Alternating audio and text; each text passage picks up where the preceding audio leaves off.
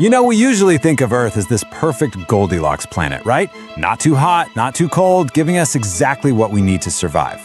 Well, today we are totally tearing up that script. Welcome to this explainer on the most impossible places on Earth. We're going to explore those wild corners of our globe that absolutely push the limits of biology, physics, and sheer human willpower. Here's exactly what we're getting into today. Number 1, surviving the deep freezes. 2, searing heat in alien lands. 3, defying gravity and isolation. 4, the power of raging waters. And 5, engineering against Earth's limits. All right, let's dive right in. Section 1, surviving the deep freezes. -69 degrees Fahrenheit. Let that sink in for a second. In Omiakan, which is a super remote settlement in Siberia, known as the Pole of Cold for the Northern Hemisphere, that is the exact freezing temperature required for local high schools to finally declare a snow day and close up shop. Literally anything warmer than -69 and you are expected in class. So yeah, so much for skipping first period. A temperature that low demands some pretty intense daily adaptations just to exist. Imagine leaving a glass of water on your nightstand without a space heater. It'll freeze solid right there in your bedroom overnight. People living there literally have to leave their cars running 24 hours a day, 7 days a week, unless they have a heated garage. If they turn the engine off, the whole thing freezes into a useless block of solid metal. Add in the fact that midwinter only gives them about 3 to 4 hours of daylight, and man, the psychological toll of that is just immense. Now let's pivot to a totally different kind of freeze. Vatnajökull is Europe's largest glacier, but get this, it sits directly on top of 7 active volcanic systems. It's this surreal battleground of eternal ice and intense geothermal heat. What happens is that every single year, the rushing meltwater carves out these entirely new, one-of-a-kind ice caves. So you could visit today, and the glowing blue winding caverns you walk through will literally never exist again in that exact same way. It's a completely temporary masterpiece. Okay, moving on to Section 2, searing heat and alien lands. Talk about weather whiplash. Consider the brutal climate of Wadi Rum in Jordan. The real killer here is the terrifying 72-degree temperature swing that happens in a single day. It can spike all the way up to 113 degrees Fahrenheit while the sun is beating down, and then aggressively plummet below 41 degrees at night. To survive that kind of constant daily shock, the plants out there have evolved to push their roots up to 66 feet deep into the earth, just searching for stable water. Now, if we crank the heat up to its absolute geological extreme, we end up in Ethiopia's Danakil Desert.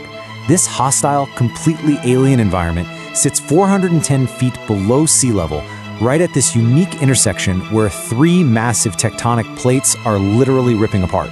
At night, molten lava lakes light up the entire sky. During the day, you've got these highly acidic pools of vibrant green and yellow. And yet, crazily enough, scientists have found extremophile bacteria absolutely thriving in this toxic, superheated soup where literally nothing else can survive. Which actually brings up a pretty fascinating question for us to ponder. How exactly does an industrial site transform into a global visual phenomenon? Well, the answer is Emerald Lake in the Qaidam Basin. It looks exactly like a pure, untouched natural wonder, but it's actually formed from abandoned mineral pits. The insanely high concentrations of lithium and magnesium in the water create this bright Tiffany blue and emerald green colorway that locals call God's palette. But hey, don't let the sparkling beauty fool you, it is a deadly oasis. The salt concentration is so intense that, theoretically speaking, it contains enough salt to poison over 343 billion people. Moving right along to Section 3, defying gravity and isolation. 165 feet. That is the jaw-dropping height of the Korowai tree houses. We're talking about the highest form of everyday human housing ever built. Deep in the forest, the Korowai people build their homes completely out of local materials way up in the canopy. Why? To escape floods, wild animals, and malevolent spirits. And their daily commute? It involves free climbing a single notched tree trunk without a single piece of safety equipment. Or think about the ancient city of Shibam in Yemen, which perfectly earns its striking nickname, the Manhattan of the Desert. Centuries ago, with some of these structures predating the 16th century, its people built vertical 5 to 11-story high-rises out of sun-dried clay bricks. It was an incredibly smart way to combat flooding and maximize their really scarce living space. It's a breathtaking testament to ancient vertical architecture, and it's only sustained because the locals carefully reapply fresh mud to the buildings every single year. But if you want to talk about a true survival challenge, just think about what it takes to reach the Bivacco Buffa di Perero in the Italian Dolomites. It's often called the loneliest house in the world. Just to get to the front door of this tiny cliffside shelter, you have to go through an absolute gauntlet. First, you need advanced climbing skills to scale iron ladders bolted right into vertical rock faces. Second, you have to navigate incredibly narrow, fully exposed mountain ledges. And third, you have to cross a 27-meter suspension bridge dangling right over a terrifying abyss. No thank you. Let's shift gears to Section 4, the power of raging waters. The sheer violent kinetic energy we're dealing with here is just staggering. Take Saltstraumen in Norway, for example. A colossal 14 billion cubic feet of water surges through a narrow strait with every single tide change. We're talking speeds hitting 25 miles per hour, generating massive maelstroms that are 33 feet across. On the flip side, you have the Qiantang River, which features a tidal bore so immensely strong that it literally pushes the tidal water in reverse, upstream, directly fighting the river's own current. Let's actually focus on Qiantang for a second, because it's fascinating.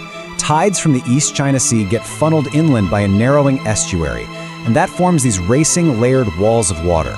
The energy of this bore is so ridiculously intense that it can sweep people away in seconds. It's the most powerful and consistently observed tidal bore on the planet, an extreme event that humans have tracked without interruption for over 2,000 years, going all the way back to the Han Dynasty.